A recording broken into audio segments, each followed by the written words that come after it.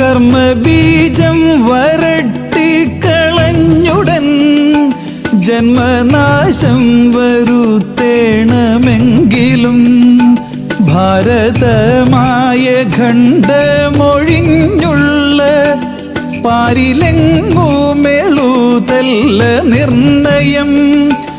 അത്ര മുഖ്യമായുള്ളൊരു ഭാരതം ഈ പ്രദേശമെന്നെല്ലാരും ഓർക്കണം. ഈ പ്രദേശം എന്നെല്ലാരും ഓർക്കണം.